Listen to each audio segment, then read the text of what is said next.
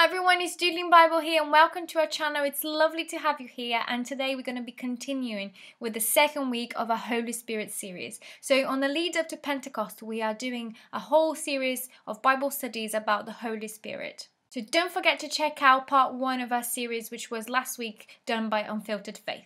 So this week we're going to be concentrating on the Holy Spirit as the wind. So in the Bible we've got quite a few metaphors for the Holy Spirit. We've got the fire, we've got a dove, and also the wind. And this is what I'm going to be chatting to you guys about today.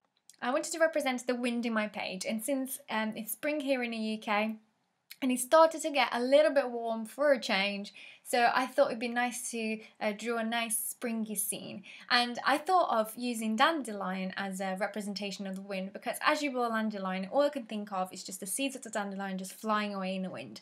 So I'm just going to be drawing and painting a nice dandelion flying away in the wind. So for this painting, I'm going to be using some acrylic paints.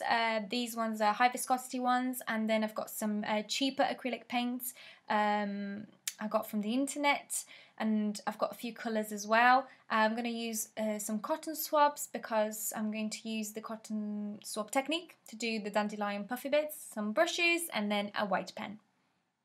So to start with, I'm just going to get all of my paints into a little container so they're all in front of me and I know what I'm working with. And to create the first bit of background, I'm going to dab a little bit of water, get rid of the residue of water in the brush, and then get a little bit of yellow and white and mix those two together. So I've got this kind of pastel yellow to create my background with. So I just brush that across my page, so it's kind of it gives like a fisheye effect if you want. It's not like a straight line, it's like a curve. And then I'll do the same technique for the blue and the green. So obviously the blue will nicely kind of blend into the yellow to create the sky, and then you're going to create the grass with the green. Once your background's ready to go, then you can create a little bit of foliage for your dandelion, because that's where your dandelion is going to sit. So maybe use a darker shade of green just to give a little bit of contrast from that background. And I also like to use a bit of white just to make the picture pop a little bit more, so it gives a little bit more depth to my painting.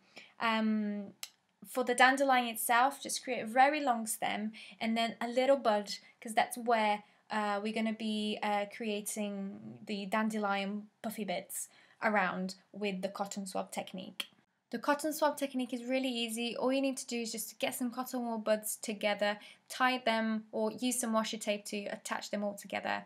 Dab them in some paint and then dab them on your page. For this particular painting, I'm only going to use a collection of 3 little cotton wool buds, because I want to build up my dandelion. And as you can see, it creates a nice little fuzzy kind of effect around the dandelion. And then I'm going to use just some single cotton wool buds around just to create the idea of the wind. In fact, Unfiltered Faith has done a tutorial on how to use this technique, so I'm just going to go ahead and link it, and be sure to check it out because it's a really helpful tutorial. The wind metaphor is probably one of the most frequent ones in the Bible and can be found in both the New and the Old Testament. For instance, here are a few examples. In Genesis 1:2, it says, "The Spirit of God was moving over the face of the waters." And also in Job, it says, "The Spirit of God has made me, and the breath of the Almighty gives me life." In John 3:8, it says that the wind blows where it wishes, and you hear the sound of it, but you do not know where it comes from and where it is going. So is everyone who's born in the Spirit. And it's in John 3:8 that I'm going to be journaling today.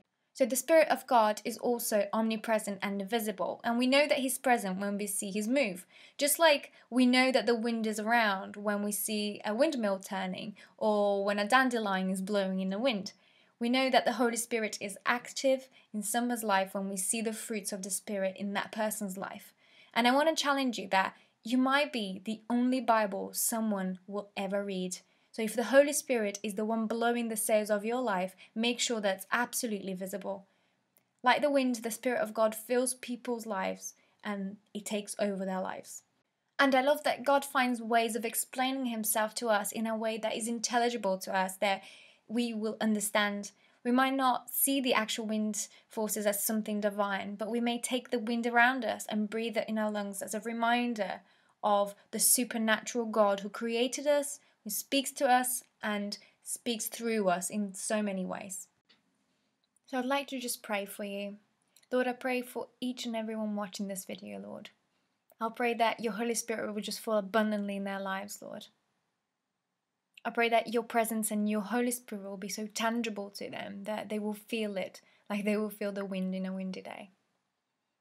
So Lord, I just pray for them, and I pray for a blessed weekend and week ahead. In Jesus' name, amen. Thank you so much for watching our video. Keep tuned in for next week. We've got part 3 of our Holy Spirit series. And don't forget to download our printable for this week. All you have to do is just sign up to our mailing list, and then you receive our printables straight into your inbox. Have a lovely weekend. God bless. Bye-bye.